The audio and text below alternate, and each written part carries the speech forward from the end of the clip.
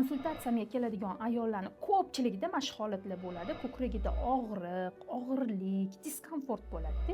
Lekin bu narsa bilan uzoq vaqt yurishaveradi.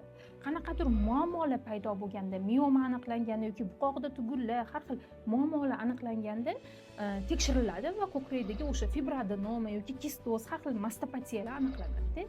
Mana endi bu holatda bu ayolimizda yo biopsiya qilinishi kerak, yo bo'lmasa fibroadenomasi katta bo'lsa olib tashlash kerak va doimiy mammolog nazorati kerak bo'lib qoladi. Men aytmoqchi bo'layotganim, именно shu ayollar ko'kragida ozgina diskomfort sezyaptimi? Hozir bor buni sababini aniqlab, birinchisidan ko'krakni muammosiga gormonlar sabab bo'ladi. Shu gormonlardagi muammolarni hal qilib qo'ysa, mana bunaqa og'ir rak oldi kasalliklariga olib kelmas edi. Chunki mastopatiya bu rak oldi kasalligi hisoblanadi aslida.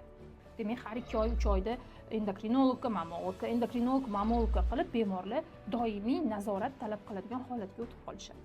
Agar ayollarimiz vaqtida endokrinologga borishsa, o'sha ko'kragida salgina og'riq bo'lganda yoki hayz sikli buzilganda miomani ham oldini olishardi, buqodagi tugullarni ham, ko'krakdagi har xil mastopatiyalarni ham oldi olingan bo'lardi.